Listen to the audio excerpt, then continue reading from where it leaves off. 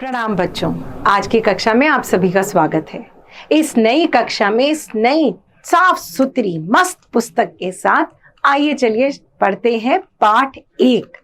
आज हम पढ़ने जा रहे हैं भाषा, लिपि और व्याकरण। बच्चों, हमने छोटी कक्षाओं में भी इसके बारे में पढ़ा है। आज हम थोड़े और विस्तार के साथ पढ़ेंगे।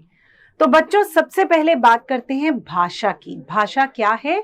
वह साधन है जिसके माध्यम से हम बोलकर, सुनकर, लिखकर, पढ़कर अपने विचारों एवं भावों का आदान प्रदान करते हैं।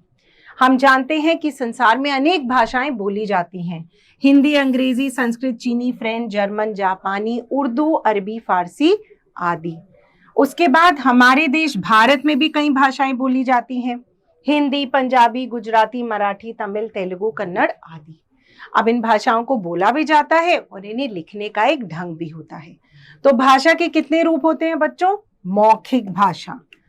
आपकी और मेरी वार्तालाप मौखिक भाषा है। नेताजी का भाषण मौखिक भाषा है। यदि कोई व्यक्ति मंच पर खड़ा होकर कुछ बताने की कोशिश कर रहा है, कुछ कलाकारी दिखा रहा है, तो वह भी बात कर रहा है, तो वह मौखिक भाषा है। उसके बाद आ जाते हैं लिखित रूप में। पत्र लिखना, कहानी पढ़ना, समाचार पत्र, जीवनी, निबंध, लेखन, यह सब क्या है? यह सब है लिखित भाषा। सांकेतिक भाषा, चौराहे पर यातायात नियंत्रण करने वाला सिपाही, क्रिकेट के अंपायर के निर्णय, मूक बधिरों की वार्तालाप, यह सब क्या है? भाषा का सांकेतिक रूप है।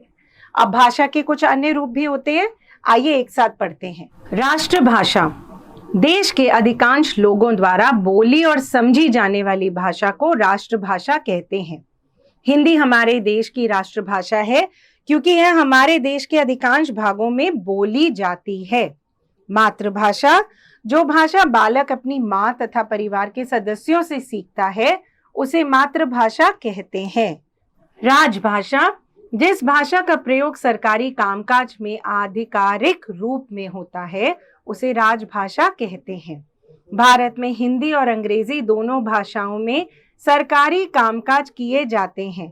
14 सितंबर 1949 को संविधान के अनुच्छेद 343 के अनुसार हिंदी को भारत की राजभाषा घोषित किया गया। इसलिए प्रतिवर्ष इस दिन को हिंदी दिवस के रूप में मनाया जाता है।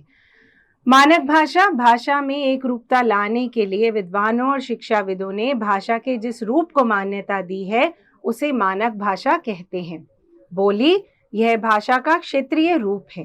किसी क्षेत्र विशेष में बोली जाने वाली भाषा को बोली कहते हैं, जैसे भोजपुरी, ब्रजभाषा, मारवाड़ी, राजस्थानी आदि।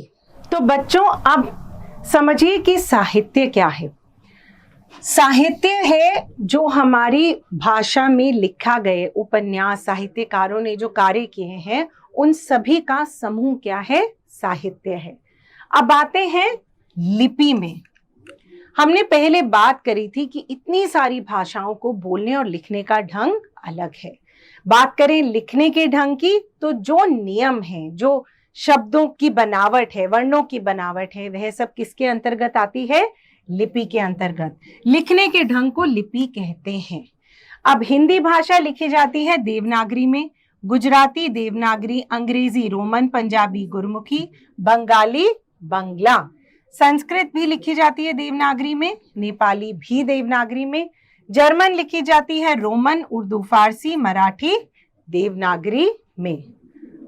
चलिए बच्चों, अब भाषा और लिपि के ज्ञान के बाद बात करते हैं व्याकरण की। सही गलत का ज्ञान देने वाला जो विधान है, उसे हम कहते हैं व्याकरण। वह शास्त्र है जो भाषा को शुद्ध रूप से पढ़ना, लिखना, बोलना सिखाता है। व्याकरण के अंतर्गत 3 चीजें आती हैं। सबसे पहले है वर्ण विचार। वर्ण विचार के अंतर्गत वर्ण आते हैं। फिर है शब्द विचार, यह शब्दों को बनाना, उनके प्रकार बताता है। वाक्य विचार, यह बताता है वाक्य क्या है और कैसे बनाने हैं। तो बच्चों, इस पाठ में हमने सीखा भाषा, लिपि और व्याकरण के बारे में। आने वाले पाठों में हम इनके अंगों के बारे में और अच्छे से जानेंगे। तो आज की कक्षा में इतना ही। धन्यवाद।